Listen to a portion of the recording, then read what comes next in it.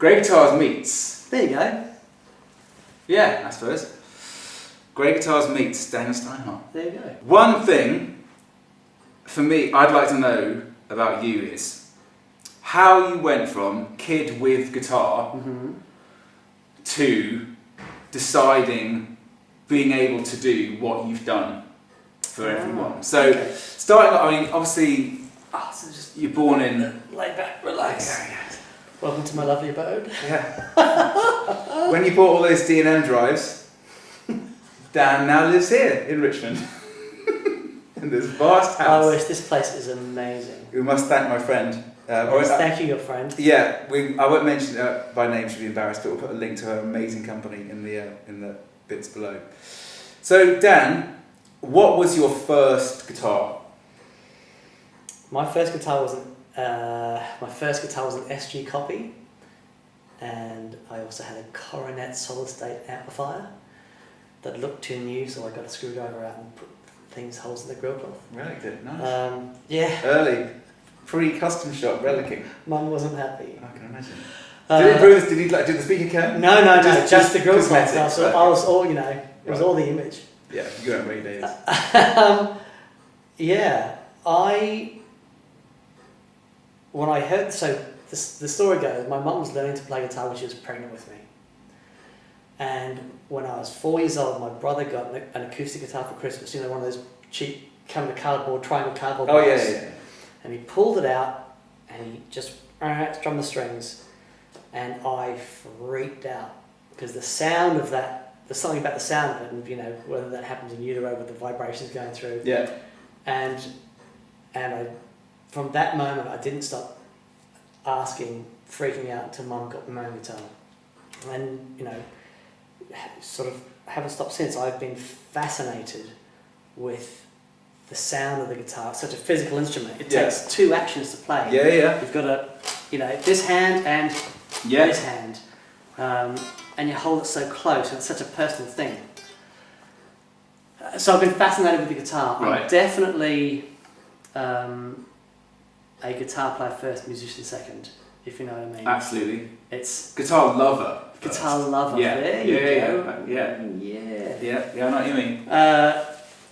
So ever since I was young, I've been fascinated with the guitar, and sonically, I'll never forget hearing when Bryan Adams did Reckless. Yeah.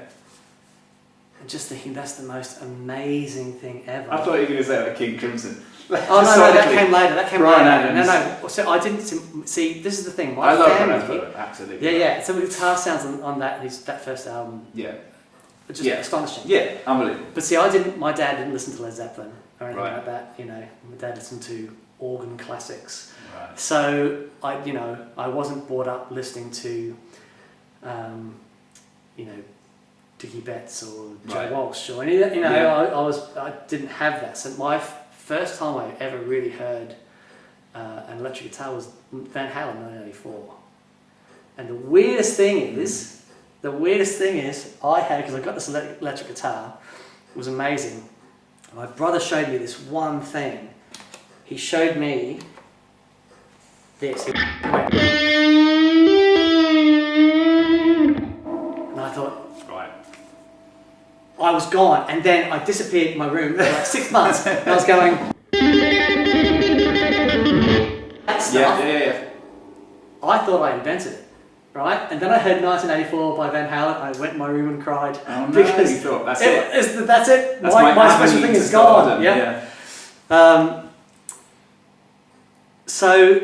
I came late to the whole thing, and I think because I wasn't brought up listening to classic albums and understanding classic tone, my whole thing was state of the art. I thought, well, it's the newest technology, therefore it must sound better. Yeah. And so when I used to, I was gigging since I was 15. Yeah. And always one of the best, newest thing, because I thought surely that must unlock the key to my potential tone. Yeah. Because what happened was when I heard the Bryan Adams Reckless thing, and I thought, oh my goodness, that's just amazing guitar sound. And when I saw a film clip, and he was playing D the same way I was. Right. And I thought, I'm doing something wrong because my D doesn't sound like his D. Right. So it began. Mm-hmm. And I was, I didn't have, there was no internet then, I didn't have an army of people saying, well, this is how they did it. Yeah. So I was all about state of the art, and then eventually ended up with this rack of stuff and MIDI control and voila! Right. And But one thing I was going to ask you, did you go from already loads of pedals that you were like No. having... no, Oh, you that's the didn't? thing. Okay, right, okay. I was going to say, then did you go to racks No, and then go back no. in? Right, I see. Now, I Straight did- to that? My first pedal was a Roland GP8. Wow. One of the, was an early adopter of that technology. Because I just thought, well, why would I get pedals when I've got 8 of those pedals in this rack and it's all MIDI control I remember, stuff. I super remember getting a Digitech RP6, that blue thing with like a... I didn't even have a tuner before then. Because I was very young when I got it. My dad was, we didn't have any money, but Dad found a way to help me get this thing. So that was it. It was amazing. I did all this stuff. I thought I was a rock god. Yeah. But I didn't have any real context. I knew that there was something not incredibly, it wasn't Bryan Adams. Yeah. But I thought, well, there's a new piece of technology that's going to come. He's obviously got all these people building him this special technology. Right. And then He turned out really loud. yeah, had no idea. Yeah. Had absolutely no idea. And I kept gathering all this stuff, and I spent so much money. And then I was doing a session. I still, I could play, and I got gigs, and so I was very busy, touring and that sort of stuff. But then I was doing a session with a producer in Sydney, a guy called Paul DeComo, and I haven't heard from him in years. I'd love to, reach out and say hi. Yeah. Great guy, and was recording some of our stuff with a guy I was working with called Mark Cuff. We had a band in Australia. Whereabouts in Australia? In Sydney. Okay. Yeah. So I was born in Brisbane. Okay. And but eventually moved to Sydney because that's where it was all happening. Yeah, sure. And doing this session, I had all my stuff. And then he brought in this old deluxe reverb, Blackface deluxe reverb, and boxes of these old pedals. Right. And I thought, what are you doing, man? This is the new thing. Yeah. And he says, just try this. Oh no. And he plugged in an electric mistress Oh, nice. and this deluxe. And I'll never forget that moment. And that was it. That was that. I was done. The next day, I didn't. I think I might have used the rack for one more thing. Okay, that's what happened. I went out, I grabbed a credit card, went down to Coogee, a shop in Coogee that had all these effects pedals. And I went nuts. They had an electric mixer in there, plugged it in. What year is this, do you think? This is 1990. I want to say 3. So they were giving away then. Just maybe, Well, actually, no, not they quite, weren't. not They quite. weren't. Not These quite. guys knew the value of these Nirvana things, come and they out. charged me. Yeah, I was gonna say. They saw me coming. They saw If you the got it in credit card. 1989, Oh, you'd be giving it away. yeah. My brother had an original TC stereo chorus flanger Yeah. that we traded in for strings. Oh, yeah. Literally no one wanted them. Yeah. And traded it in for strings. Oh my It God. wouldn't cover a whole packet of I strings. sold a Boss DM2 for £5 in 1991. Horror stories. We could be here all day. Yeah, my dad had a whole list of pedals from the studio, a Boss DS1, a couple of, and this DM2. I had, like you said, bought some new thing, just getting £5. Right. So even in 1991, that wasn't that much money. Okay, so it's 1993. You bought your. I went in there with $1,000. I think it came out with 3 or 4 pedals, right? But I mean, there was a Phase 90, Electric Mistress, C1, and Fuzz Face. Andy Summers' touring rig then from 1980. Yeah, pretty much without the Echoplex. Yeah. So I went back and plugged these things in, Wow. and I was like, yes, this is amazing. Oh, and a friend of mine lent me an Ibanez 89. Nice. But I Yeah. never gave back. Right, good. Sorry, Mark. Yeah. I've still got it. It's still amazing. So I had these pedals, and individually they sounded amazing. Okay. Amazing. But when I plugged them There we in, go. put the board together, and I grabbed a Music Man. It was the 2x10 Music Man, like 100 watts, solid state preamp, valve power amp. Yeah. Awesome sound. Yeah, they are good, yeah. The Andy And- Summers ones. Loving it. But there was something had happened to my sound when I plugged them all in together. CE1. And yeah, the CE1 absolutely. Doesn't like, yeah. But even I noticed if I just had the Mistress on the Phase 90, was like, that's not what I signed up for. Right. And the Mistress, it's the best sounding thing, and the band would be playing, and I'd kick it on, and it'd just drop a little bit in volume, and just enough to take me out of the mix. And the sound guy didn't care. No. He's not watching me for every time I step on that pedal. So I couldn't have it. And the other thing was, because I'd done all this MIDI rack stuff, I would have a sound, press on a button, and there was my sound. Yeah. Everything was there. Yeah. I'm like, this is not working. The pedals individually sound amazing. And the studio was awesome. Mm-hmm. So then pulled the GP8 back out because I had to do some work with an artist in Australia, doing some gigs with Wendy Matthews, and so I pulled that back out to get that going again. That was fine, but the guitar sound was still thin.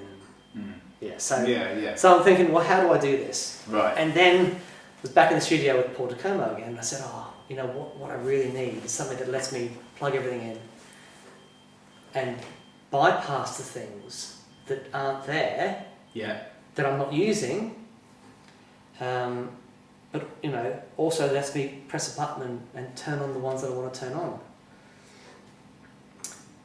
Now, I'd done a day's work for a guy called Mark Lazot, who was known as Diesel at the time.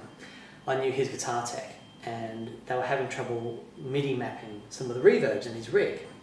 He had a Pete Cornish rig. I was going to say, It was extraordinary. Now, Mark Lazot is an incredible guitar player, amazing singer, just all around bastard. Just the guy.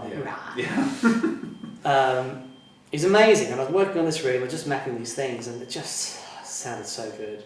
As a Pete Cornish thing. Yeah. And Pete Cornish is a hero of mine. Oh, yeah, I was going to say Bob Bradshaw and Pete Cornish. You must have been aware of them and Well, what they were doing. and from that rig, that was when I became aware of Pete Cornish. Yeah. And and I've talked to Pete a couple of times. He's just nice as pie. Just he really just knows his stuff. So, but that thing was. It was as much as, at that time, it was as much as a house in Australia. Yeah. It was incredibly expensive. You could see the work that had gone into it. The manual that Peter was handwritten, and it was like a book. It was amazing. It was absolutely incredible. And I thought, well, that's incredible. Yeah. That is champagne taste, champagne budget. I'm a champagne taste, beer budget kind of guy. Nice. So how do I do this? And I was there with Paul in the studio going, you can't do this. And he goes, well, build it yourself. I went, okay. Now, this is what I was going to ask you before. Throughout this period, are you at college studying electrical engineering? No. Right. No, not at all. Because I think most people think would assume that your background was like Pete Cornish or something. You did that. No, and then you decided that, I'll just turn my hand to... No, I'm just a guitar player. How did you even begin to... know this cap and that resistor. And how did you like go from how did you build your first? The thing is, what happened was, after this revelation, okay, I'm going to build it myself. So I started studying, and started studying circuits and pedals, and made my first phaser, and that sort of stuff. And I was always quite good at maths. Okay. And I think there is definitely a correlation between music and maths. Absolutely. I had an amazing interview with Ravi Shankar about how he does his subdivisions. It's all mathematical. It's absolutely incredible. Anyway, so I was able to do the simple stuff, and worked out the relays and the signal path and that sort of stuff. But then it came to getting the logic and the chip and that sort of stuff, and I got stuck. Right. It was way beyond my talent level. So at this time, I had met would be my future wife, and we were together in Manly, and I talked to all these guys in Australia. No one was interested in it. I think the issue was because as a player, people sort of knew who I was, and they were like, this guy's, bah. But we moved to England, and then this idea wouldn't leave me alone. Yeah. And many times I wish it would have, but it just wouldn't. So I started contacting guys that could help me, and ended up contacting. I talked to about 20 different engineers, and no one was interested. But then I contacted the guy who's now my business partner, and he was an amazing engineer, but also a guitar player. So it ended up we had this crossover language that I knew enough about electronics. Yeah. But I was a guitar player, and he knew everything about electronics, but he was a guitar player, so we could communicate. Yeah. And so we started, he sort of helped film the pieces, and we got the whole thing together, which was the first product. We had no idea what we were doing. It was absolutely massive. It was white. This is the Pro 14. I was going to say, so you start, all the quartermaster stuff, that would seem like you'd do that first, and then you went straight to the Pro 14. Absolutely, nice. man. This is the dream. The thing is, the vision I had for this thing was so clear. Yeah. Right? You need to be able to do presets, you need to be able to bypass all the pedals when they're being used, but it also, and this is for the very first Pro 14, it needed to have a gain stage in there, 2 gain stages actually, one that would act as a master input level buffer that was bypassable, everything's bypassable, and on the output it needed to have a gain stage so that I could correct for the volume in my electric mistress. The drop, yeah. I didn't want to mod the mistress. No. I had it modded, and it worked. It's just a simple op-amp thing, but it just wasn't doing quite the thing, there. Just wasn't quite there. So we worked for months and months on that design to get it absolutely linear and perfect. And lots of Pro 14s are still out there being used. So yeah, that was the vision. And we did it. So what was the time for it? You're in Manly, nice place by the way. I've been there. You're in Manly with this idea. Yeah. How long till you had one? You showed who's the first one? The first one you sold. First one I sold was to my very dear friend Mark Johns, who was an Australian but was living out here. He was playing guitar for Ray Davies at the time. Okay. And I met him at my dear friend Tim's wedding. And Mark was playing guitar, and I saw Mark, he was set up there ready to play as I can walk down the aisle, and I thought, why didn't he get me to play guitar? And then Mark started playing, I went, that's why he didn't get me to play guitar. Yeah. Mark is astonishing. Okay. And he teaches now, I think at the Australian Institute of Music in the jazz department. I mean, the guys, I've never met anyone who has so much knowledge but is able to express the ideas and everything so clearly. Yeah. It's an incredible guitar teacher. Sure. Anyway, so we became very good friends. But I was at the wedding, and I had a couple of jars. Right. And I said, I want to tell you about this thing we're doing. And he said, well, you do it, bring it over. And he was the very first guy who saw it and he said, "This is great, I want one." Oh, awesome. And then he used it on tour with Ray for the rest of the time he was here. Yeah, so that was amazing. Wow. I went down and got to see him use it with Ray and stuff. Yeah, that's very cool. So what were you doing? It interests me because, you know, what were you doing as a job when you were doing all this? I was working at a music agency. The music agency was based in London. I was out playing. I was doing this solo stuff. Every night I died of death. It was the hardest thing I've ever done. What, singing? Singing and playing guitar. Because I've always sung. What, for corporate events or something? No, just pubs and stuff. Yeah. I've always played in a band. My happy place is being in a band. Yeah. But when we got out here, I knew that, okay, the only thing that I can do that's going to make any money when I hit the ground running is playing. And my cousin was out here. He said, "Oh, well, I'm coming back and I've got all these solo gigs. Why don't you take over my solo gigs?" Okay. I went, "Okay, I'll do it." Man, I aged horribly. It was the hardest thing.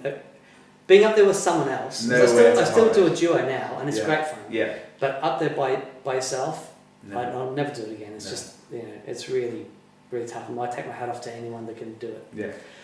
But I was doing that and working at an agency called Live Music Management, and we were booking bands into the walkabouts when walkabouts were massive. Yeah, yeah. We were doing all the music, DJs and bands and stuff. Yeah. Yeah. Checking the time, I can't remember. Yeah. And so I was with those guys for a few years while we got this, you know, the Gigrig together. Yeah. And,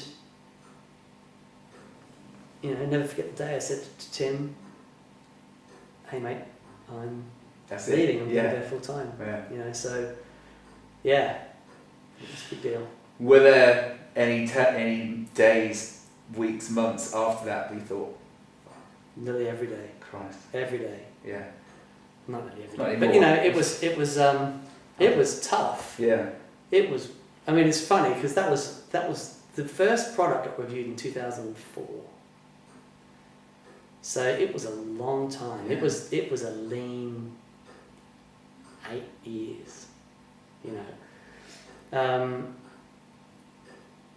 But you know, lots of times to my detriment, if I get hold of something, I just can't let it go. Yeah. I would have made more money being a milkman. You know, I could have been anything else. Yeah. You know, we'd had 2 kids at this time, and yeah. So, but we had some wonderful artists who really loved our stuff. You know, but I didn't know you needed an advertising budget. You know, and so the crash of 2008 was awesome. And then ROSH, which is removal of hazardous substances, that hit us as well. So originally we were using these LDRs, these light dependent resistors, and to do to control the output volume of the gain stage. Okay. But then they became non-ROSH compliant because they had cadmium and arsenic and stuff in them, and so landfill concerns. Yeah. And that's when lead solder got banned and that sort of stuff. So it was really, really difficult. We had to redesign a lot of the stuff. But you know, during that time though, I met Paul Stacey, and he was touring with Neil Finn, who was my favourite artist of all time. Really? Me too. He's just. Crowded House, the best pop band. Well, one of the best ones of all time. Yeah. Have you heard Try Whistling This at 1-0? Are you kidding? Those albums he did after the Crowded House are so good, I just wanted to stop doing everything. His lyrics are so wonderfully, vaguely nothing but beautiful. Yeah. But and his melodies and the drum, everything. Yeah. And you listen to his albums and they sound like he did them in an afternoon. Yep. And they are just... I know he does get a lot of recognition, but he needs to be up there with any Beatle, I think, personally. Yeah.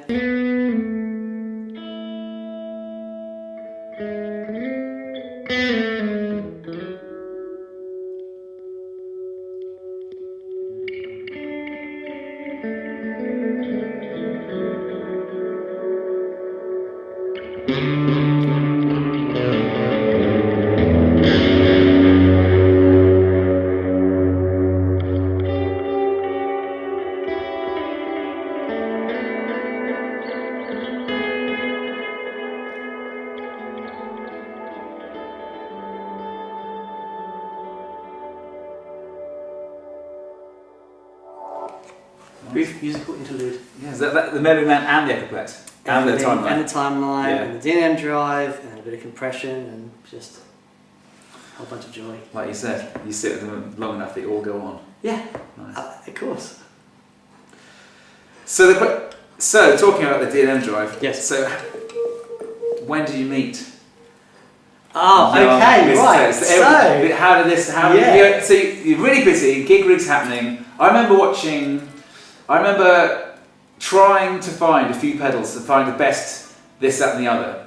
And it was just when YouTube was getting useful. You could type in to useful. Right. How do you do this? Whatever, and someone would come up with the answer. Right. So I said, "What's the best fuzz pedal? Whatever."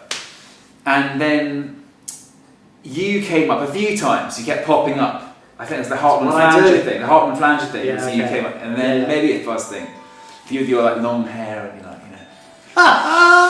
and so I was aware of you as the guy who seemed to know. And then the Gigrig, your website, you were on there and stuff. And then the next time I saw you, you were sat with Mick à côté de Monsieur Taylor. So Mick, when we had the first Pro 14 out, Mick was the editor of Guitar Blind magazine, and I'd been reading that magazine and I really liked it. And I said, because being the marketing genius that I was, I wanted to go for a small magazine.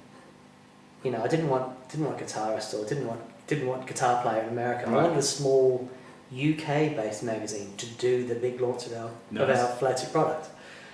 I just really liked the magazine. Yeah. I thought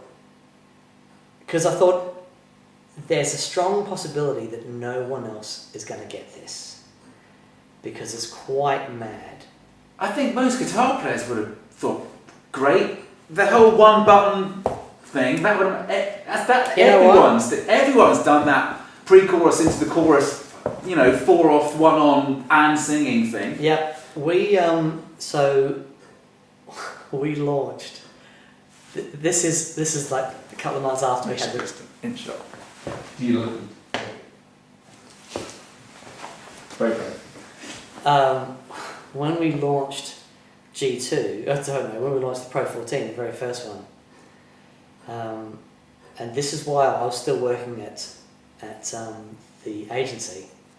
I thought, if we sell 80 Pro 14s over the course of the weekend, I'm going to quit my job. 80? 80. Wow. I was ambitious. Yeah. I thought, well, if we do this, then I'll, because I thought, surely. Yeah. Do you know how many we sold? 7. We sold 1, and he pulled out. Oh. So, the thing is, it was something new. No one had seen anything like it before. And it wasn't like we were selling an overdrive pedal. We had to educate the market. Why do you need this massive, white-looking thing if you use pedals? It wasn't it just wasn't a thing at the time. It wasn't in people's consciousness. And it was, being at guitar shows, it's loud. Yeah. And it was, people were fascinated, but yeah. I can't believe that anyone who is a pro guitar player in a band touring, I can't believe they just want have you heard about this thing which you can push the one button and this? Well, it was, Is this pre-social media, all this stuff? Right, you had to go and spend God knows how many thousands of pounds. It was there was social media, but we didn't.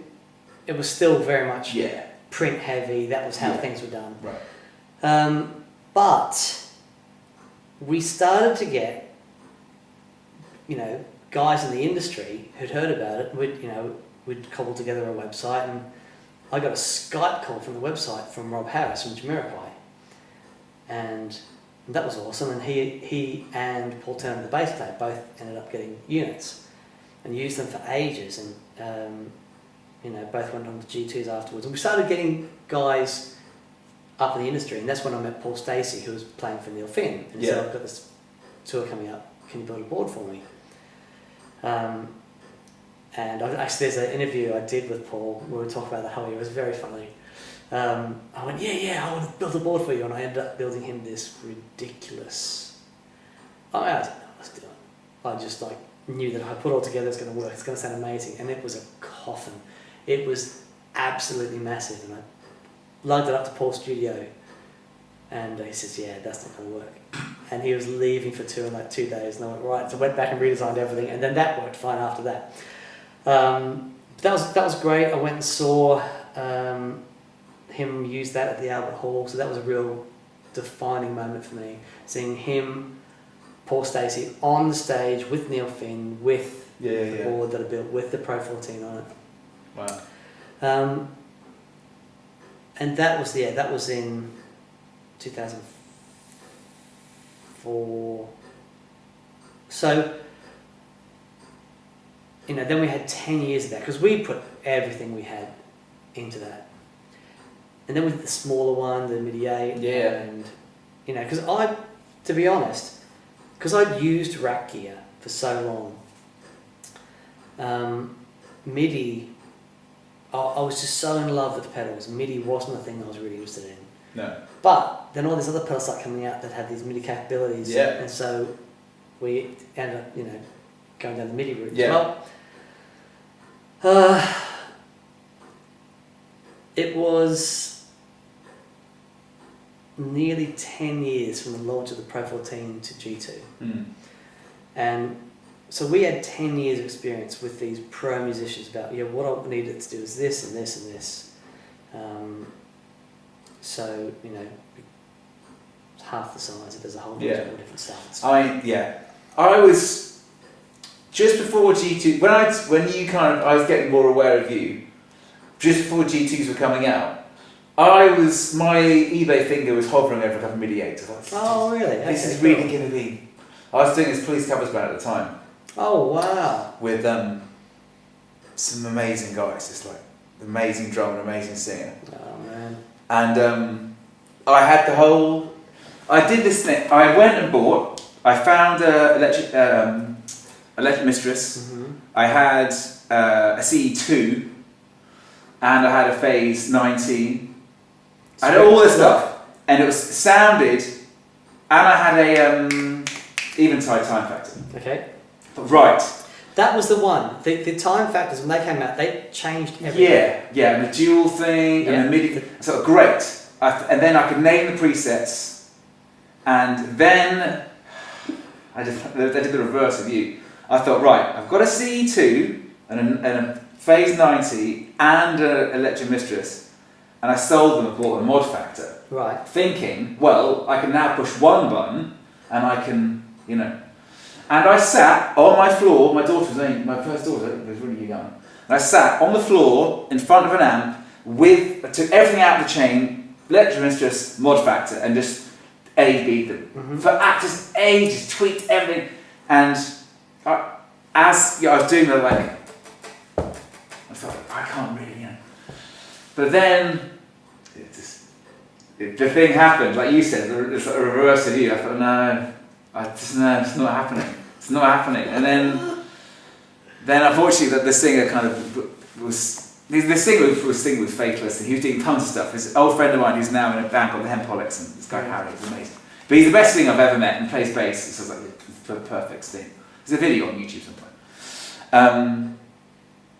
But yeah, and then when the G2 came out, and it had the pre-post on every one, and I thought that's and the size of it was I could complete that. I thought this is really that was a real moment when that came out.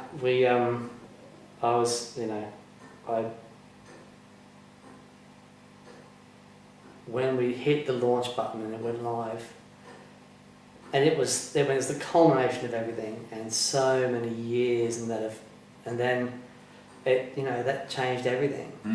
That was a misty day. That one, it was pretty amazing. But I guess for you, it must have been good. Like I remember in '96-ish. When the Fender Custom Shop, the Relic thing really kicked off. Was that 96? About 95, about 96. 20 years of Custom Shop now, isn't it, roughly? Yeah, right. Something like that, anyway. Yeah. Around that, so people were buying pedals again. People, Relic guitars. It's gone full circle. Real amp, and then all the little Digitech multi boxes were disappearing out of, the thing was, the real players had gone back to real amps and pedals. Yes. Even in Sydney, I remember seeing, these guys, there's some amazing players around Sydney, and seeing these guys, going back to really simple rigs. One of the moments I had was when I was much younger. I was playing in a band in Twingtown, so I had on my racks and stuff. And there was these guys, and the singer said to me, "You've got to come and listen to this guy play guitar." And he had a Strat. Literally, one of the frets was missing. He had a Twin, and one of the speakers was broken. You could see the cone was ripped. Yeah. And he had a tube screamer and an analog delay and maybe a compressor.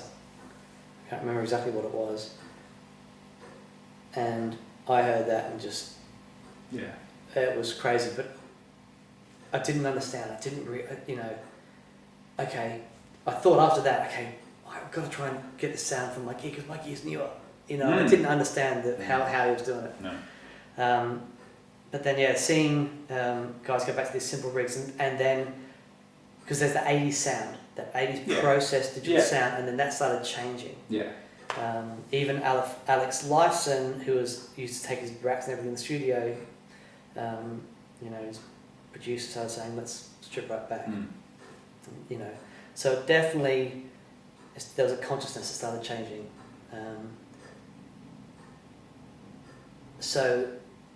And for me, the changes were the difference is so stark. I actually felt like my whole trip is being able to express anything, but just express it. Yeah. I'm not, I used to want to be a shred guitar player, but I wasn't that good. And I don't have the best timing in the world and stuff, but I love it. I love it so much. And there's a way to express that. But if I don't have a sound that inspires me, it's not going to happen. Yeah, that's the first thing for me as well. If you pick up really... I've taught guitar for a long time, for years and years and years. And sometimes some kid's got a Squier, classic vibe, Telecaster, and a little Roland 55 watt thing, and he's got a little tremolo sound. He's playing, great. Yeah. Definitely for me, this sound first. And the opposite of that, I've sat with some guys, God knows how much Les Paul through something, and it just, you don't get the feeling. Yeah. Go back to the Mick thing though. Yes. So Mick was the editor of Guitar By magazine, and so I met him at the very start of this journey. Yeah. And he was just awesome straight away, and he was so generous with his time. Because remember, I knew nothing. I was the Jon Snow of the guitar world. I had big dreams, but I knew absolutely nothing, and he was awesome. And so we became friends. We'd stayed in touch for years and years, and I ended up writing some pieces because I had a crazy collection by then. and he said, "Oh, do you want to write this thing called Pawn Stars, P-A-W-N Stars?" I remember that. And he said, "Do you want to write some?" And I went, "Yeah." He said, "Why don't you write 5 or something?" And went in once a month. I ended up writing them for the whole rest of the time that guitar bio was in print. I loved it. It was I remember those Pawn Stars. I remember that. Yeah. I don't remember that it was you, but I remember reading that. Yeah. So that was loads of fun. But then we were in LA. So he went on to be the editor of Guitarist magazine. Yeah. Which is like the biggest guitar magazine in Europe, and he was. I didn't see him regularly for a long time because he was so busy. And then I went and saw him and said, we've got this coming out. And he was, really helpful and stuff. I could see he'd been working hard. Yeah. And the stress level he was under was a whole different thing. And we chatted about that for ages, and then he said, I'm going to be leaving and doing my own thing, and which is great because he was into media. I mean, he knows his stuff like no one else. Anyway, so years we've been carried on hanging out and stuff. Then I went to NAMM. G2'd come out, great, all the stuff, and I was at NAMM. Because I go every year. Yeah. We got a lot of artists and stuff that I like. Andy Timmons. He's become a very dear friend. Yes. And great he's player. He's a guy that I tell everyone, if you haven't seen, you just have to go and see him. I did. I haven't seen him live. After seeing him with you, you seen him play these Beatles songs? Oh, are you kidding me? On his own. It's like I watched it and thought. Well, he did Sergeant. Yeah. And I thought he just played one lot. He just played like She's Leaving Home. Oh, She's Leaving Home. It's just like that goes beyond. We recorded. I think one of the very first ever That Pedal show. Yeah. But how cool is this, right? Andy Timmons, one of the greatest guitar players in the world. Yeah. And I say to him, we're doing this YouTube show. No one really knows us and knows who we are. We've got no idea if anyone's going to watch it. But do you want to be on it? He goes, oh yeah, I'll do it. It's like, okay. He was playing down at I want to say the Basement because I always say the Basement, but no, that's a club in Sydney. It's the Borderline. And he'd just done sound check. And we filmed a bit of sound check, and we did like a really quick interview between sound check and the other support band setting up. And just being on stage with him while he's making those noises. Yeah. And so here's a guy who has his sound that's able to express. And and everyone's different. Some guys will hear it and some guys will miss it. It's like Paul Stacey. I'll go and see him play.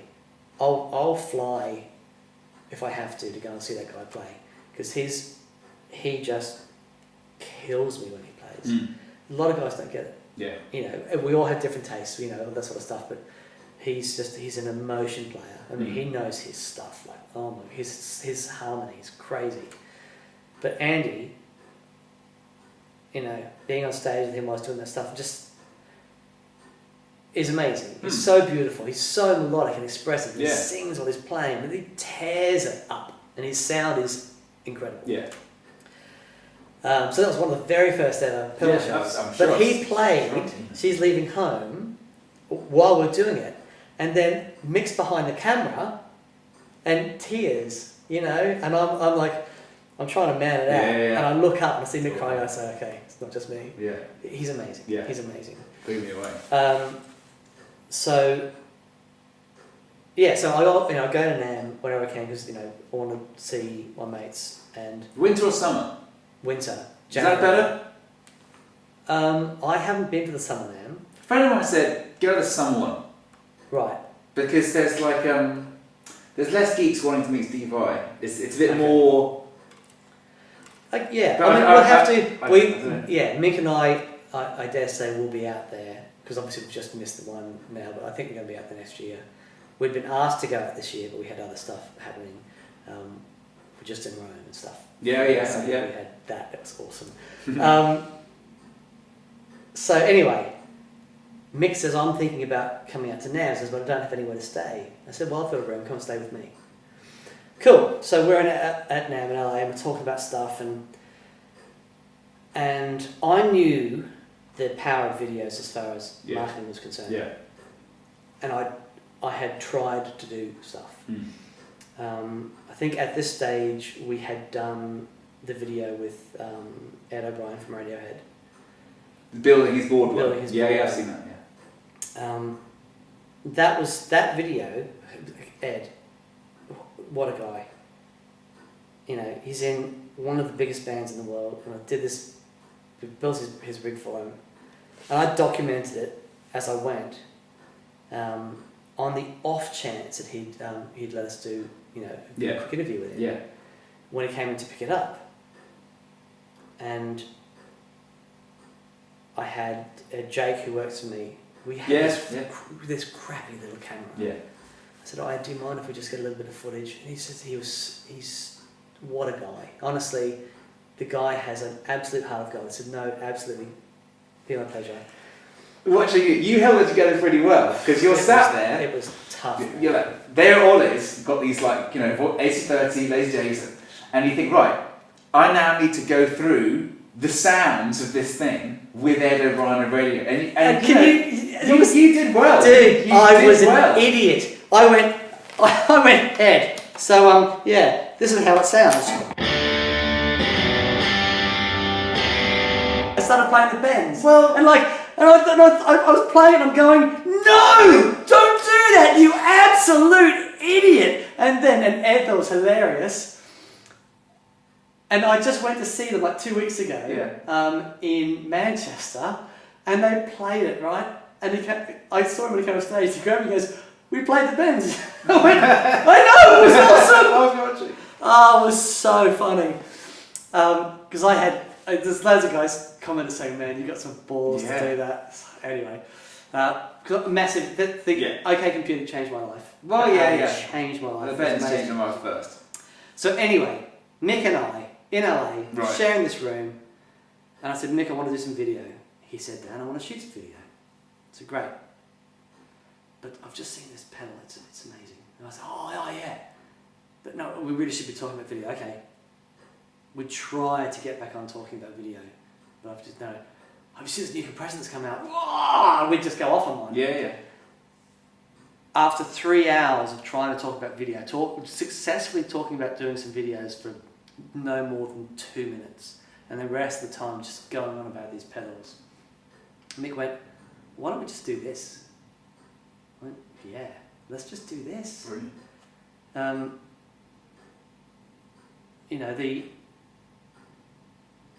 And the thing is, because Mick, I mean, he's such a great player. His feel is just killer. He's got that jackhammer right hand, so he does that Stevie Ray Vaughan stuff so well. Man, he can do that on any guitar. He has this way of just playing a note that just sounds awesome, and I don't have that. I rely very heavily on. I'm okay. I can do the gig fine, But there are guys who are. I'm just going to stop now and talk directly to the camera for a second. Now, I've been lucky enough to sit with Dan off camera a few times before. Actually, I've sat in the studio. They shoot the show, and you're playing that guitar, and I was astounded about how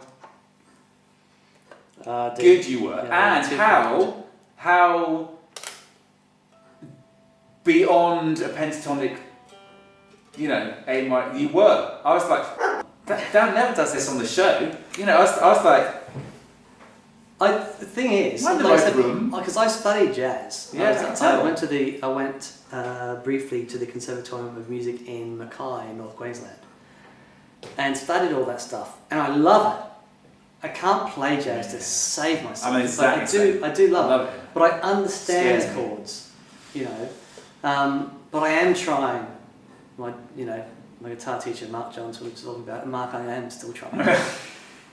But you know, I understand. Yeah, I understand all the chords and stuff and how they work, but I would give it all the way to be able to go. And you know, you really know those guys who just have that. Yeah. And Mick, he really understands the exact pressure and that sort of stuff, just to make the guitar really work, and you know, it's wonderful. All you have to do, Dan, is stop telling yourself that you can't do it all the time. It's not. Yeah. There it is. Yeah, sure. It is that. It is that.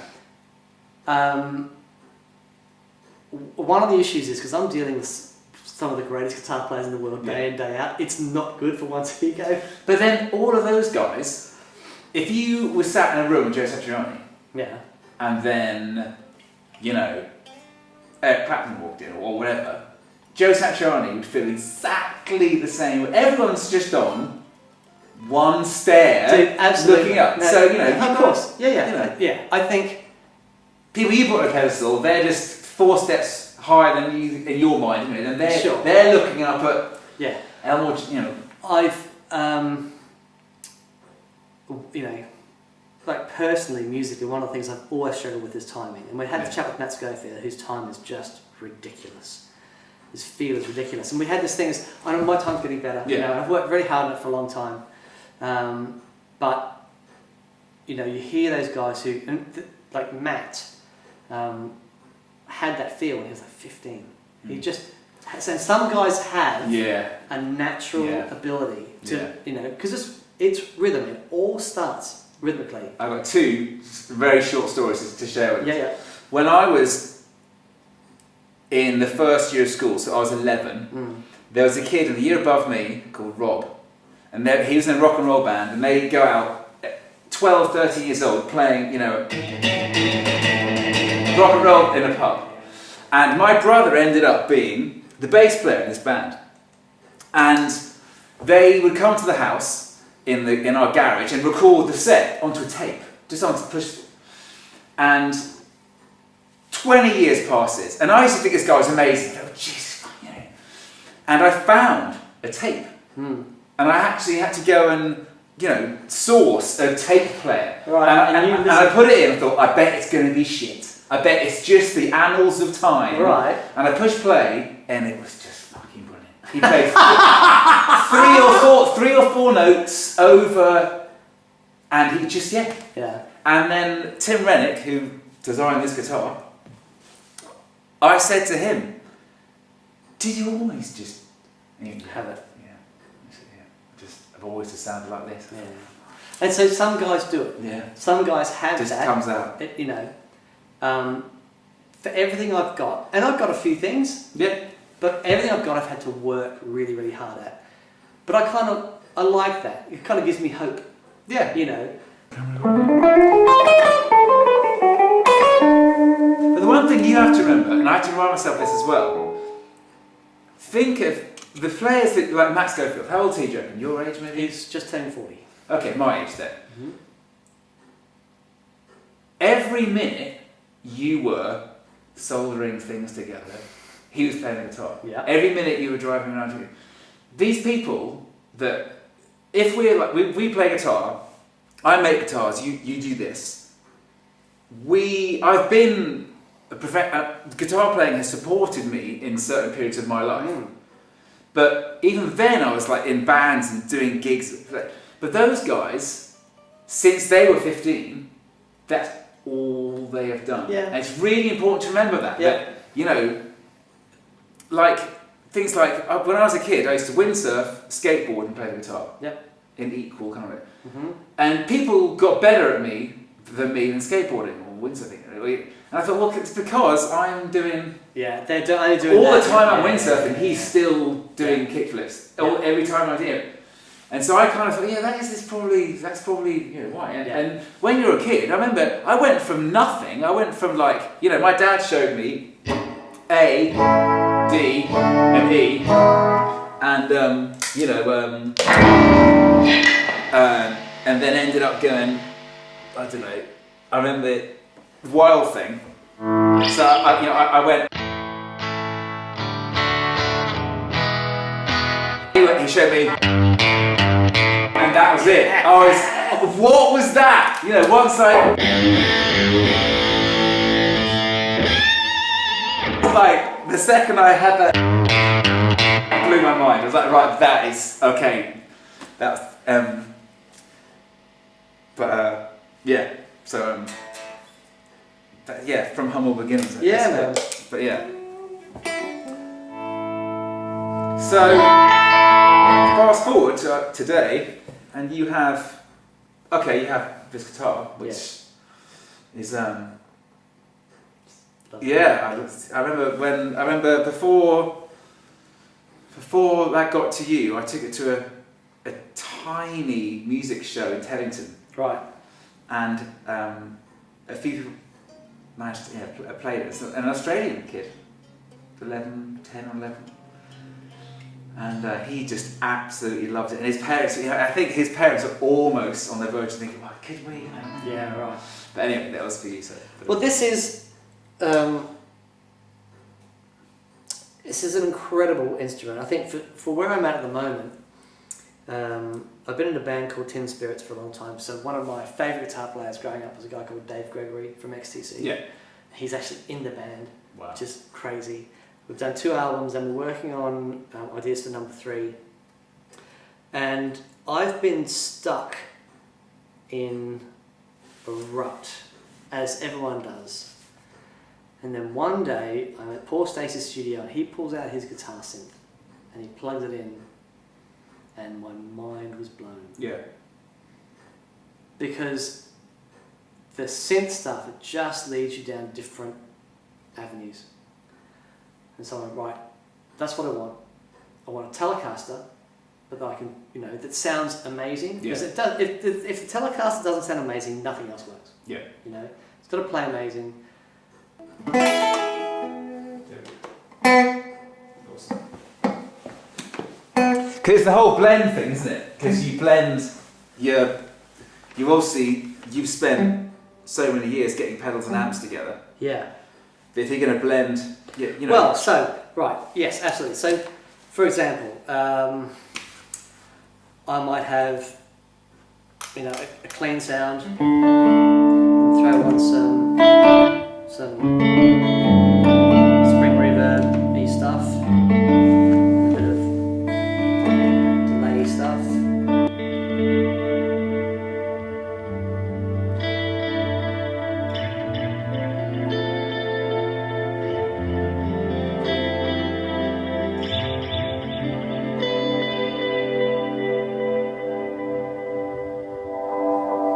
And I love that. It's great. But now, when I throw the synth on that as well, I get...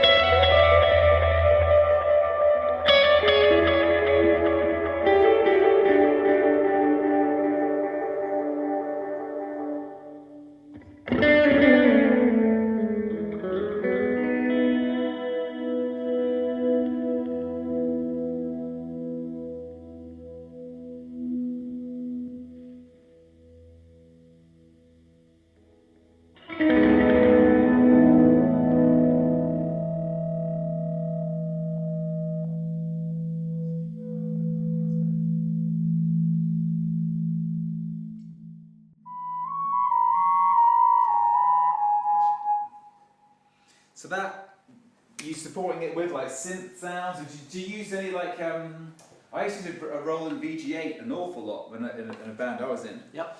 And they had some great, because it was more of a virtual guitar thing, some of the like 12-string octave up options you had, or like, you know, 1 string up an octave, this crazy Nashville 12, they were great. They were really good. Yeah. I'm not interested in the synth side thing sounding like a guitar. No. At all. No. Because I mean, you know, guitar sounds.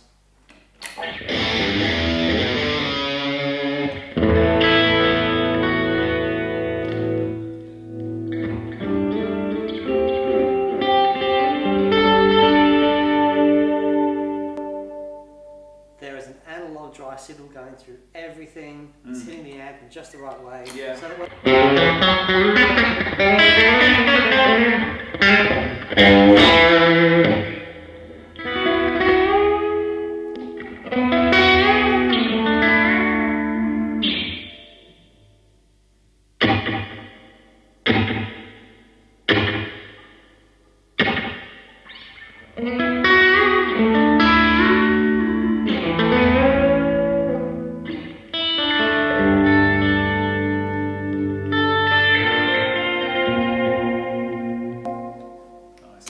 So that, you know, organic and more, just, I love that. But with the synth thing, I want it to.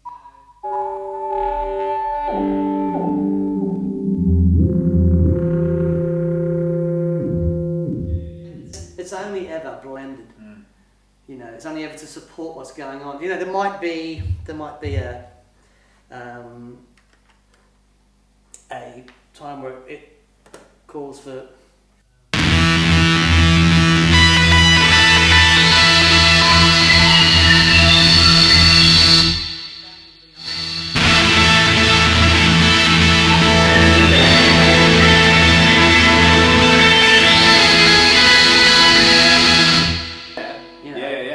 So as far as trying to get that to sound like a guitar, I'm not interested whatever. But I love the craziness because those textures, it just makes you think different harmonically. Yeah. If I'm playing with just the guitar on, I hear that it's like that's a sound I'm used to. Yeah. And I want to hear that.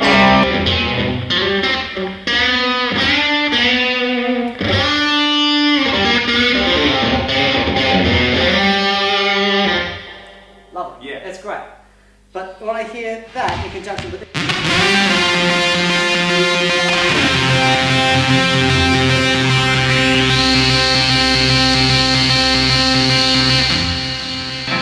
It's a whole different thing.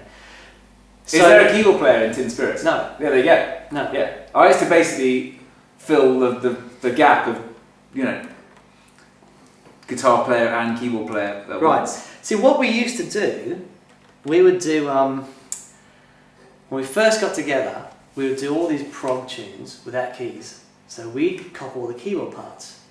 So we'd do, what is it?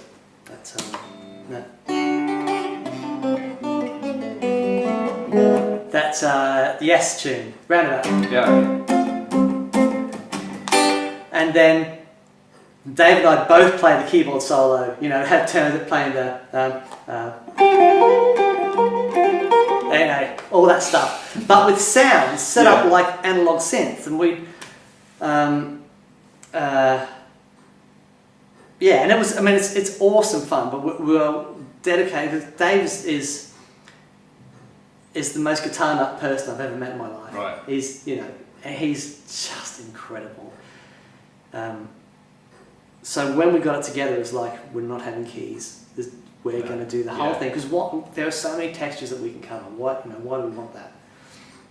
It's awesome. It's awesome fun. But then we started writing stuff, and that was great. And so, you know, it's very lush and big textures and things. What the synth thing does is it just leads me in a different direction harmonically. And for the new album, we want to look at all that stuff. Yeah. You know, And we know, because with this guitar, it means that I've got my Telecaster sounds. Yeah. You know, things about this guitar that I love. The neck, it's one of the best necks I've ever played. I mean, just look at that thing. It's quite nice to have birds on, isn't it? Dude, it's crazy. But I love that it's a cap. I love that it's a maple on maple, maple cap on maple. I love that. I had, sad story, I had a 1964 L Series Strat that had a maple on maple cap. Somebody modded it.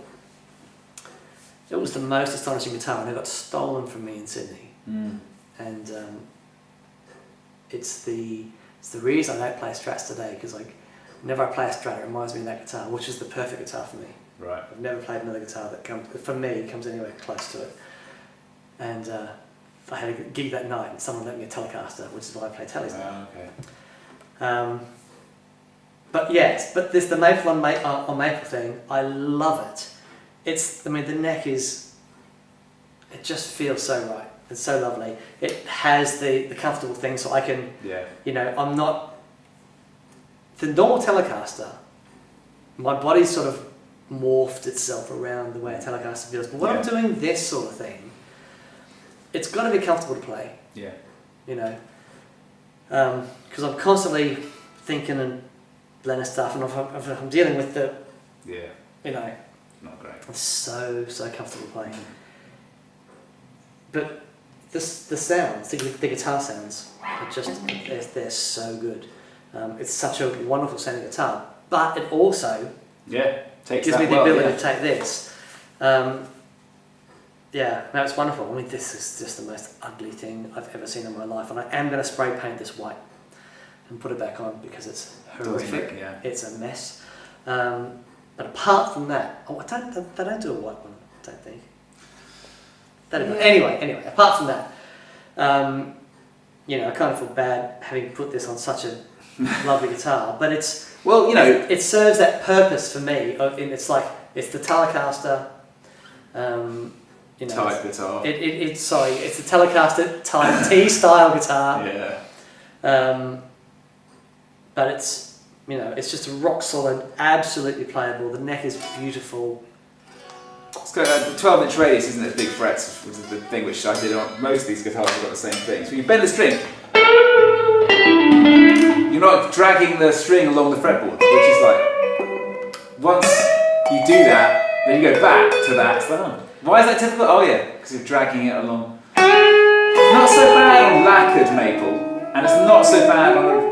But like rosewood boards particularly, you're pushing it up a hill all the time. No, it's great. It's always out at the shop, and the boys are always on it as well. Had a few nice tweets. They're like, bits Dan, do you love this guitar? Yeah, dude, I love this guitar. So it's out. You guys can use it, but don't get any crazy ideas because that's But it gets played every day, and it's fabulous. But specifically used like this, great idea. It's fantastic. So it's going to be all over the next album. Until there will come a time I'm like, right, I'm done with the set now, and then that'll come off, and it'll just be schwantastic. Schwanaroma. This is cool. The 4-position thing, and these white in series. Which I really like. These are the Lollas. Lindy's, not Lollas, Lindy's. I thought they were they're knuckles, Freds. but I forgot, and they're not. They're Lindy Freds. They are the slightly 5% overwound ones. Right. Slight, not crazy because the top end disappears, but just 5%. Vintage stagger as well, which is quite good. And this Mastery bridge, the best bridges out is there. just awesome. Once you use one of those on any fixed bridge guitar, that's it. No, there's no alternative. I think, poisoning. Nitro? Yes. How do you get your nitro so shiny? I've got a buffing wheel. It's so good. Oh, you know what? I did it by hand. I didn't have a buffing wheel there. Because if you look, and with it reflected, with a bit of shine on it, the grain is just coming through. Well, it's very thin. It's thin. It's very thin.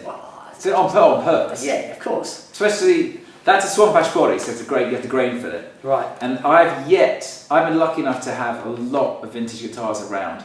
Okay.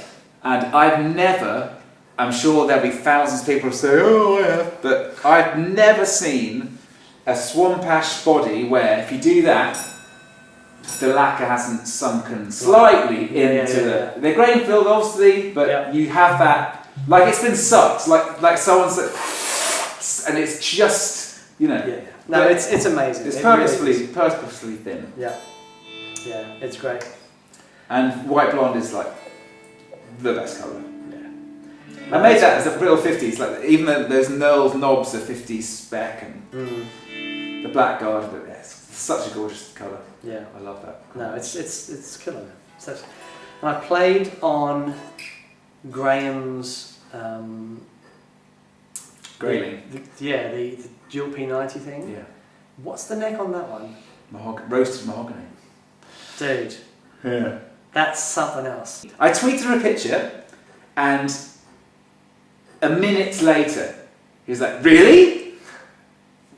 And then I was like, "You're holding your phone, and then you're thinking Graham Coxon is the three bubbles, the three little dots is Graham Coxon on the other end of my phone." And then I went to see him the next day. So I said, "What are you doing?" I said, "I can do it tomorrow." I said, "Yeah, great. Here's my address." It's like, "Great, what's his address?" So I went round then, and he opened the door, "Hi," and a cup of tea, and gave me and took the guitar upstairs and to the studio upstairs. He put it, haven't you?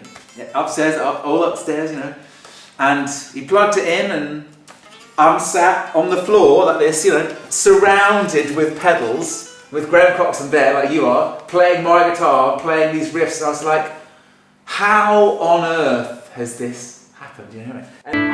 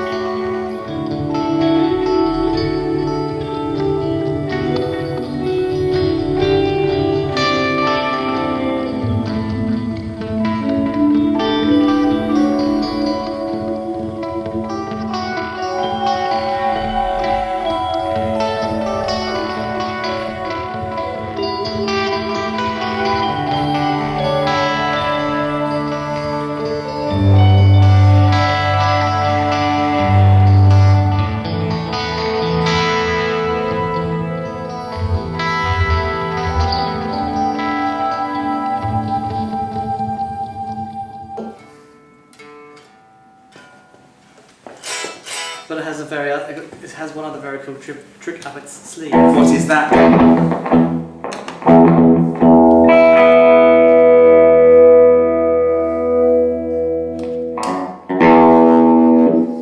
Okay, so because switching is kind of my thing. Sure. It was really important to me that I didn't have to go over here and manually press the buttons. So if you use a TRS cable, yes, you take the back off. There's little dip switches. Cocoa Boost. Put the dip switches up. Yeah. Put the TRS cable in there. So now I've got the boost side here. Got the drive side. Then I can have because I can change the order of the effects Yes, here, yes. I can have the drive and boost. Boost and a drive.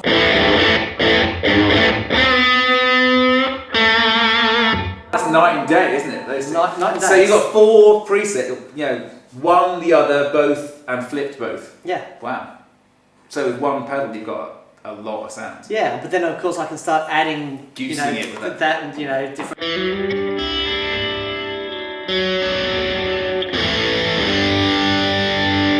Hello. Yeah, it's awesome. It's so good.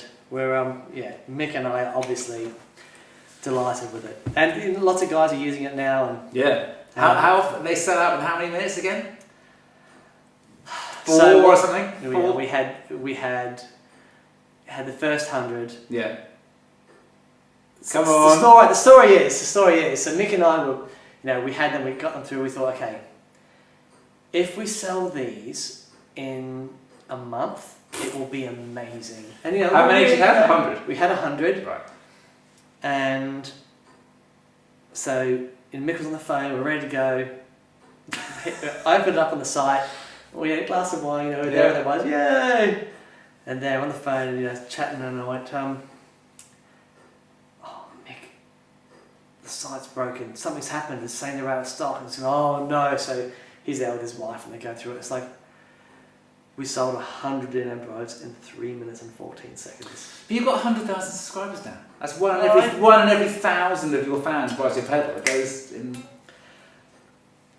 Yeah, look, it's that whole thing. I love the way you're so like. I can't believe that could happen. It's incredible. How many can they make? How many units does Keeley make of those every month? Well, they're making them. Yeah, because they're in their retailers now. And that sort of stuff. Yeah. Look, I've seen them around. They're now. Obviously, in the business we're in, we follow endless Instagrammy, Twittery people, and those are coming up in pictures all like Pedal Haven, Pedal this, Pedal that. Yeah.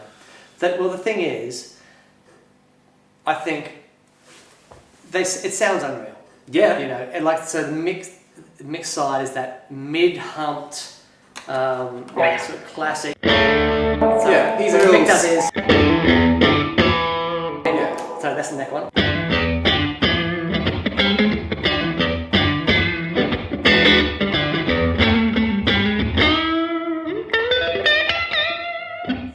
It's the most beautiful. It has that mid-range clarity and stuff going on. It's great. My side, because I'm all about the evenness, because my amp is doing.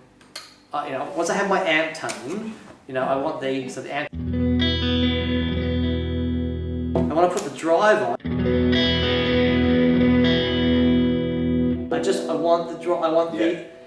I don't want much coloration because that sound. Yeah.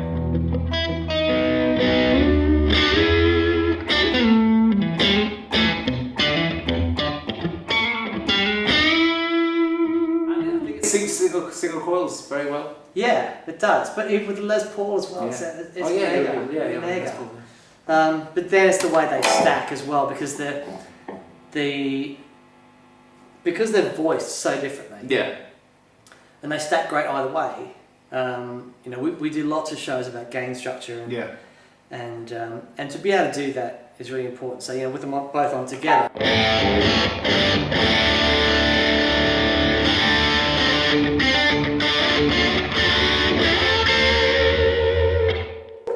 Yeah, it's great. Because I remember Pete Cornish always. I remember there was a guitar magazine, Guitarist magazine, that I kept because the effects issue years ago. And there was an interview with Pete Cornish in there. And I kept it because I had to check every time what he said about order of pedals. And he always said that put the highest gain one first. Right. So that the lighter gain after it is pushing your amp slightly more with the gain you have already. You put that, you know what I mean? Yeah, and so that works.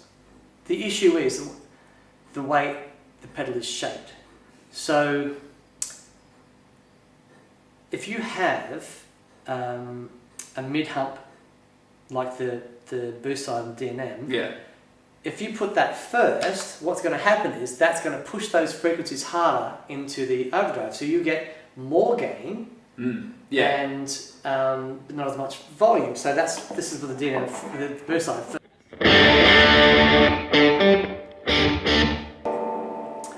this is with the boost side first. It gives you more gain.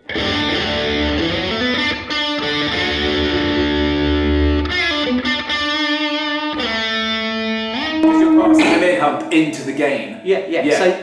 So if you imagine the overdrive that has a lot more gain, the input level is slamming that, so it's going to compress even more, you know. But that mid-range boost is going to bring those frequencies out. But if I swap them, what's going to happen is I've got the overdrive going first, and that's going into the boost that has less gain, less compression, and more overall volume, but it's shaping. So this is with the drive side first. Honkiness. It's got the honkiness. So here's the difference. If you play a chord, and I'll do a solo with the scale. So this is boost into drive, okay? Yeah.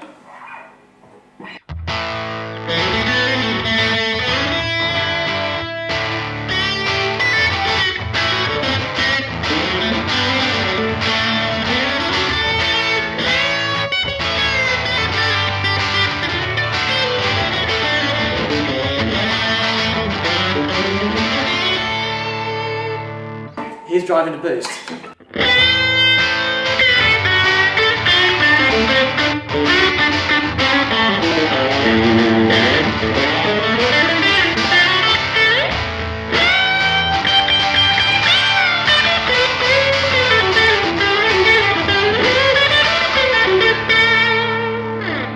So, Daddy. Yeah, so you get that. They both sound eighths, yeah.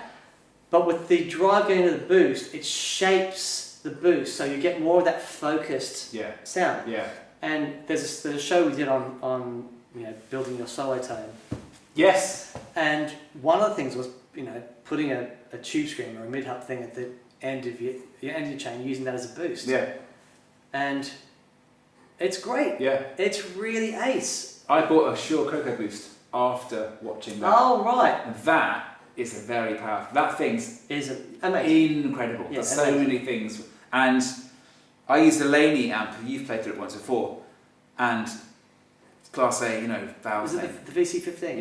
Yeah. That Coco Boost into that is incredible. Just the most organic, gorgeous things. One of the best guitar sounds I've ever heard used that amplifier and brand new Big Muff and American Telecaster. This kid must have been 17. Yeah.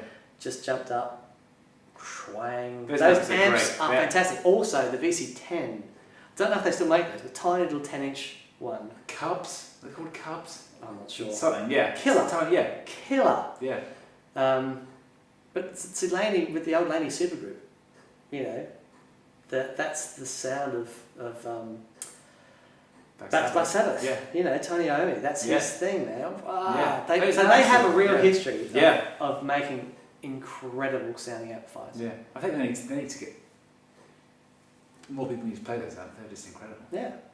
Those Lionheart series, the kind of boutique ones.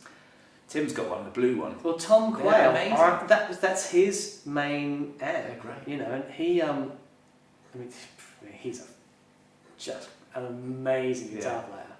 But he loves it. Yeah, he loves it. They're great. And Tim Reddick came into my house and played through it, and the next day I bought one. The next day. I said, I've ordered one. I've got it. It's arriving tomorrow. Wow. They're great amps. Very cool. Yeah, very cool. So what's without giving away too much, what's next then? Pedal. I mean, the pedal show thing. Yeah. How much has that changed the Gigrig company? How much has it changed your life? I mean, not to say, we went to a gorilla show together the other day, and we were in the queue in the dark upstairs, and some guy, hey, I recognised you as you're that guy from Did you ever think Excuse me, sir. Are you internet famous? He was, you're a YouTuber. And I sat there and took your picture with this guy, and he's like, So that must be. When you go to NAMM now, you must get. our show, we have, we're knocking on 100,000 subscribers. In the big scheme of things, as far as YouTube shows go, it's tiny. But the biggest. But the one. Our guys are so engaged. And it's niche. We're talking about guitar pedals. Well, I was going to say amps. It goes a lot. When you talk about pedals, you end up talking about everything. Yeah. But our guys, they're so engaged with what we're doing, and it is awesome. Yeah. Mick and I both genuinely feel so privileged and honoured to be able to do what we do. It's amazing. So it's changed things absolutely. But boy, it's so much fun. And Mick is just awesome. That, like Simon, our producer, we have a producer now, and he's such a talented producer. He's got this editing and his filming and everything. He just knows so much. So he was a fan of the show, and he reached out to us and said, I think I can help you with a bit of lighting and stuff. So he came down one day, and we just all got on like a house on fire. Yeah. So it's a real. It did suddenly look like a. Yeah. And so that was Simon. But Mick's amazing. I mean, you have a look at the videos that I did. Running around with an iPhone going, and Mick is a perfectionist, which is incredible. When it comes to this stuff, I'm absolutely perfectionist. But if you put yellow and orange next to each other, I'm like, yeah, whatever, Yeah. But Mick has this incredible eye for detail. I mean, he designs all the shirts and stuff. He's amazing. Yeah. So, when we started doing videos with him, I'm just like, oh my goodness, these things are just incredible. And he's the whole time he's going, nah, not really. I'm trying. I'm like, Mick, they're absolutely fine, mate. Then he says, no, I've got Simon going to come down and help us out. And then even I was like, oh, okay, this is proper. So yeah, he came on board and he does the editing and stuff now, and it's amazing. It's like it's an amazing little team. Yeah. It's without any word of a lie, it has genuinely taken Mick and myself completely by surprise. With just how much people have been into it, and it's awesome. Yeah. It's so great. Yeah. So I mean, with the Gigrig stuff, I mean, what's left? I mean, it's hard to say what's left to do. I mean, you do all those power supply things, all the the boosting current thing. I bought a Phase 45 the other day, and the guy included a virtual battery with it. No way. That's like shit, wow, really. That's awesome. And they are, I didn't realise it. Correct me if I'm wrong, obviously, but if I plug a power supply into that with like a daisy thing, I can power all of my analogy, 20 milliamp pedals, and I can do the whole sag thing. It has this. Yes, it does a sag. It does sag differently to anything else. It doesn't just drop. It doesn't drop the voltage. It drops the current. Yeah. So yeah, no, it's very cool. It's yeah. But to your question, what's left? You got the my biggest problem is trying to whittle down the ideas. Yeah. We will do everything except effects pedals. Yeah. I don't ever want to make effects pedals. Why? Yeah. Someone said to me, "Do you want during pickups?" It's like, no.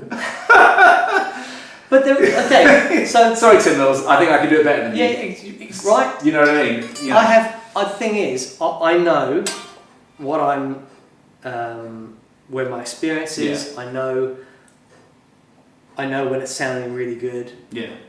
Obviously, I know effects pedals, but there are so many amazing pedals out there. Yeah. I have absolutely zero interest in going and competing with those guys. I want to do what I love doing. I get really excited about this stuff, because it sounds great. I get really inspired by it. It's made, to me personally, it has made such a massive difference to my sound and the way I feel about guitar playing and that. It's funny because when I did Mixboard, Mick messaged me and he goes, "Man," he said, you know about this stuff and you learn about it, but until you actually sit down and play a rig like that, he says it's unbelievable. He couldn't believe the difference having good power and good switching has done to his sound. And it's so nice, but I have a ridiculous amount of ideas. I have a ridiculous amount of ridiculous ideas. One of the first times I met you at the studio, I said, "How many more shows can you do? How many?" You said, "I've got a list like 300.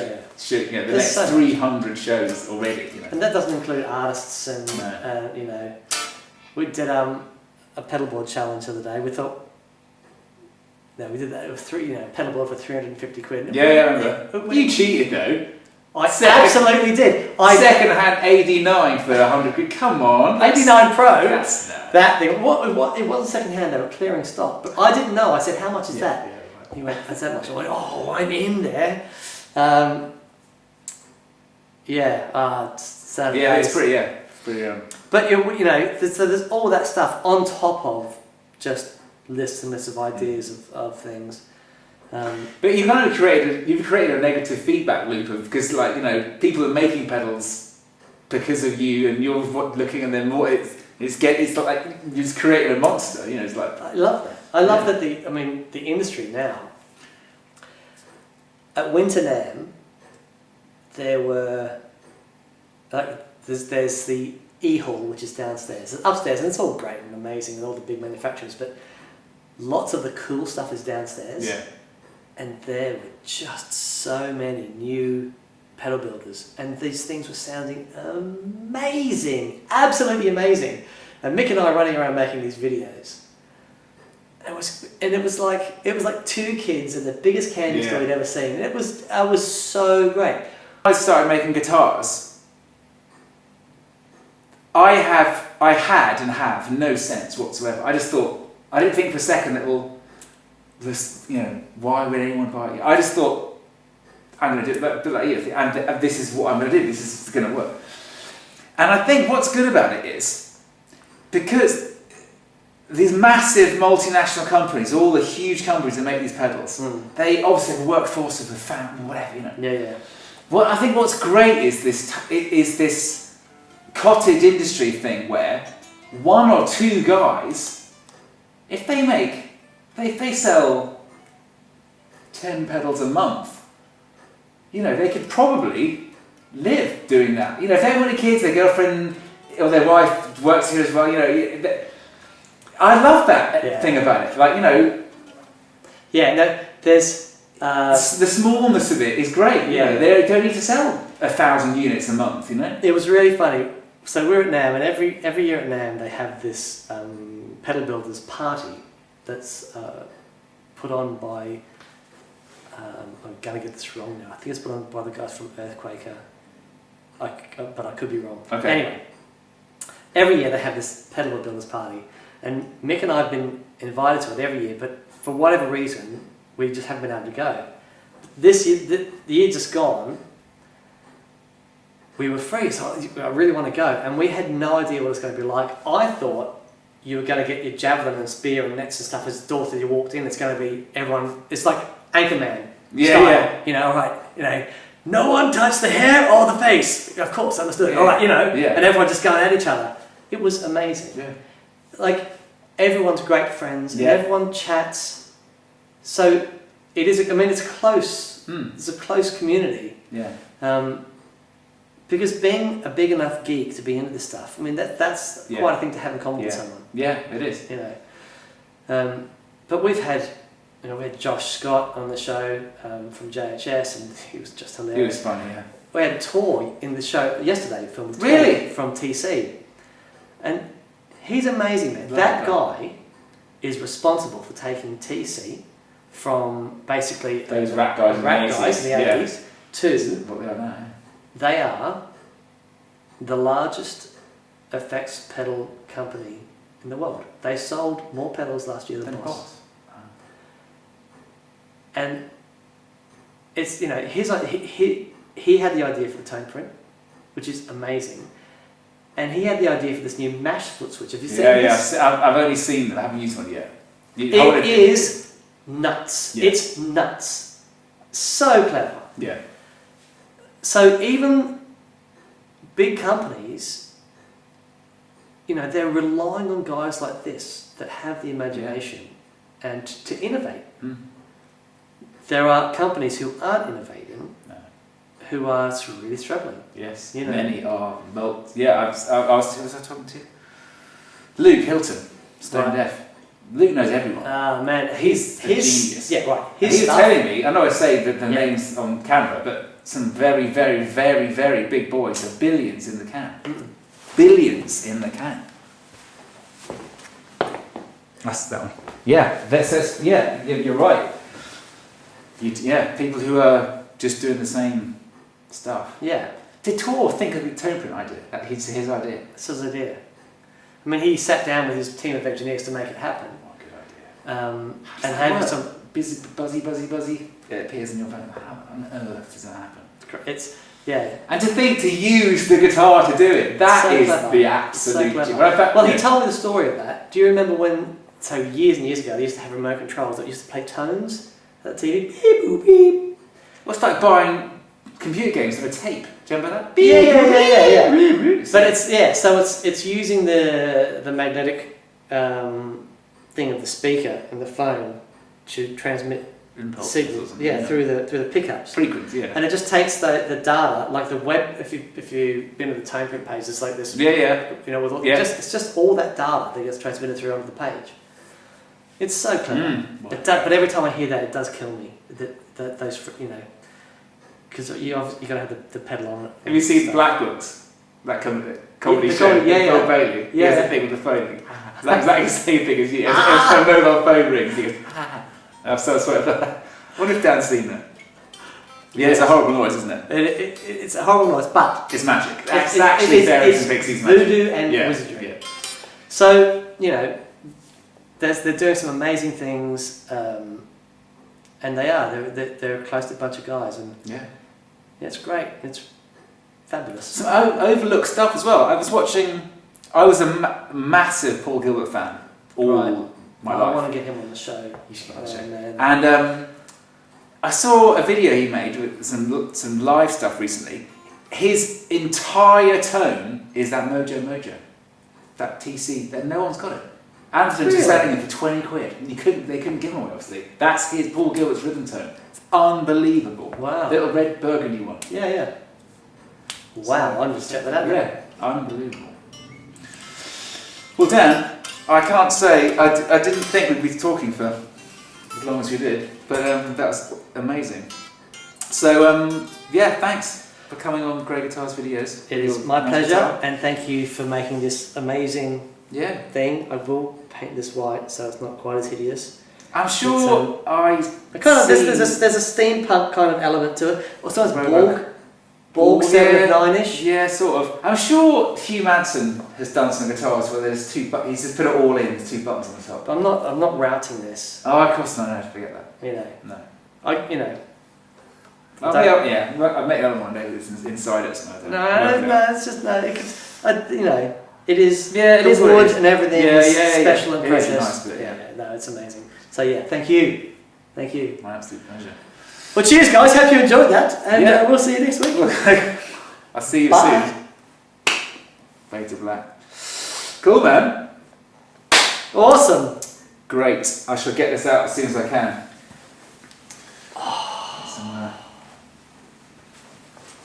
That was great.